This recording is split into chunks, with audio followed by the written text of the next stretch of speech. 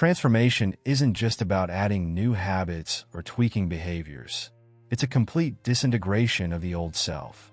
People cling to what's familiar because change feels like destruction. And in a way, it is. The ego resists, trying to hold on to past identities, but real growth demands sacrifice. Think about a forest fire. It's violent, chaotic, and seems like pure devastation. But beneath the ashes, the soil becomes richer, new seeds germinate, and an entirely new ecosystem emerges. That's the paradox. Destruction and rebirth are inseparable. The observer within you must recognize that this process isn't just necessary, it's inevitable. Whether you fight it or embrace it, life will tear down outdated identities. The Roman Empire collapsed, but from its ruins emerged the Renaissance, a period of artistic and philosophical awakening. It's the same on a personal level. The old self crumbles so the new self can be reinvented. If you're resisting an internal shift right now, ask yourself, are you holding on to something that no longer serves your truth? Joseph Campbell called it the hero's journey, and it always starts with an ending. Painful, confusing, yet crucial. Think of someone recovering from a toxic relationship. At first, there's emptiness, loss, even self-doubt. But over time, that void becomes a space for rewiring thoughts, redefining identity, and reclaiming strength. This is the chaos of growth, and every major transformation, personal or collective, follows this pattern. What seems like destruction today may be the beginning of something greater than you can imagine. Let's get real. Letting go isn't just about moving on. It's about killing parts of yourself that no longer align with who you're becoming. And that's terrifying. The ego thrives on familiarity, even when it's destructive. But real transformation demands a conscious decision to step away from old versions of yourself. Think of a snake shedding its skin. It doesn't negotiate with the past. It sheds what's dead so it can keep growing. Likewise, clinging to outdated identities only prolongs suffering. If you want to evolve, you have to sacrifice comfort for growth. This isn't just philosophy, it's practical. Want to rewire your habits? You have to disintegrate the patterns keeping you stuck. Carl Jung called this process individuation, the painful separation from collective illusions to embrace your true self. Maybe that means walking away from people who reinforce a past identity. Maybe it's cutting ties with habits that numb your potential. The civil rights movement wasn't just about fighting oppression. It was about breaking a societal identity that no longer fit reality. Change, real change, requires a psychological shift so deep that the old self can never return. Here's the challenge. What are you still holding on to? An outdated worldview? A persona that's outlived its purpose? Most people don't realize they're trapped in an identity until life forces them out of it. But you don't have to wait for destruction to make a move. You can initiate your own rebirth by questioning your attachments, by dismantling what feels safe, and by recognizing that every new beginning starts with an intentional ending. If you want to reinvent yourself, you need the right tools. Transformation isn't just a mental switch. It's a rewiring of thought patterns, habits, and emotional responses. Stoic wisdom teaches that emotions aren't the enemy. It's our attachment to them that traps us.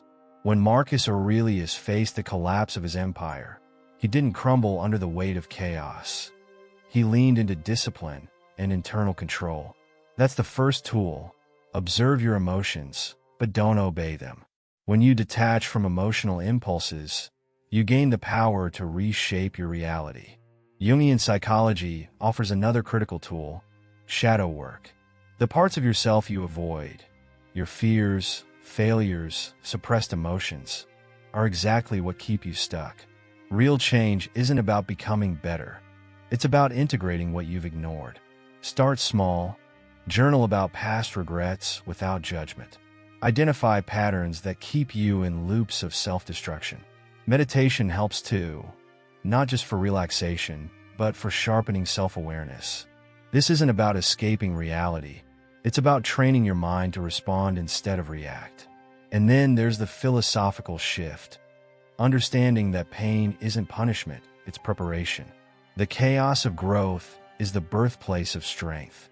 The Renaissance emerged from the ashes of war and disease.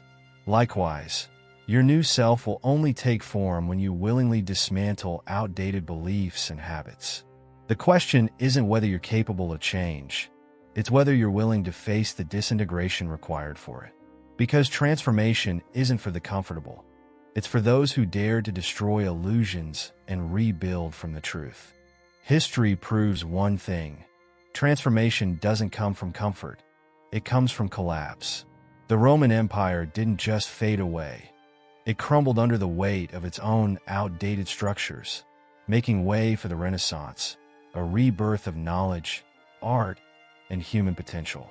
The same pattern repeats throughout history. The civil rights movement wasn't just a political shift, it was a psychological and philosophical reckoning with long-held illusions. Change, whether personal or collective, always follows the same cycle: destruction, disintegration, and renewal. Every great transformation starts with a paradigm shift, a realization that the old way no longer serves the future. Think about the Industrial Revolution. It shattered centuries-old traditions, forcing humanity into new ways of thinking, working, and living. Today, we're experiencing another seismic shift: AI, decentralized power structures, the questioning of long-standing institutions. People resist these changes because they fear identity loss, but that resistance only delays the inevitable. Evolution doesn't wait for permission. It forces itself through until the new self emerges. But here's the key: those who observe and adapt to the chaos are the ones who shape the new world. Just like civilizations before us, we're standing at the edge of destruction and rebirth.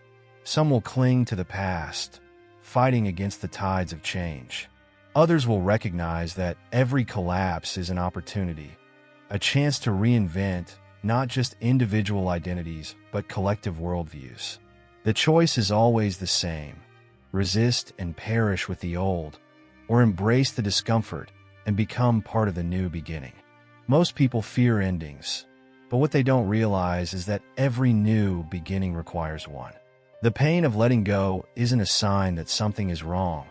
It's proof that transformation is happening. Think of a caterpillar turning into a butterfly. It doesn't just grow wings.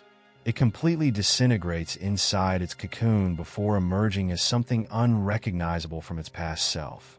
That's how deep true change goes. You don't just adjust your habits. You break down the entire structure of who you were to make space for the new self. The challenge? The mind clings to familiarity, even when it's harmful. People stay in dead-end jobs, toxic relationships, or limiting beliefs because the unknown feels worse than the suffering they already understand. But Stoic wisdom reminds us, pain is a teacher, not a curse. If something is collapsing in your life, maybe it's because it's meant to. Instead of resisting, ask yourself, what illusions am I still holding on to? What am I afraid to sacrifice? True rebirth demands the courage to stand in the discomfort of identity loss. Here's the truth: most won't do this work. They'll choose comfort over growth, illusion over truth. But those who dare to embrace destruction and renewal will find themselves on the other side, stronger, freer, and completely rewired for the life they were meant to live. So the question isn't whether change is coming. It's whether you'll let go of who you were so you can step into who you're meant to be. Because the future belongs to those who are willing to die to the old and rise into the new. Here's the shocking part: real change isn't about adding something new. It's about destruction. The old self must die for the new self to emerge. But most people resist this process, clinging to identities that make them miserable simply because they feel familiar. That's why growth feels like suffering. Not because you're failing, but because you're undergoing a necessary psychological shift, the same one that has shaped history's greatest transformations. The greatest breakthroughs come when you stop fearing disintegration and start embracing it. The chaos of growth is unavoidable, but those who lean into it come out stronger, wiser, and completely rewired for success. So, What are you going to do differently starting today? What's one habit, one belief, or one attachment you're ready to let go of? Comment below and let me know. I want to hear your story. And if you're serious about mastering the psychological tools to navigate this transformation, make sure you subscribe to the channel and turn on notifications. Because this is just the beginning, and you don't want to miss what's coming next.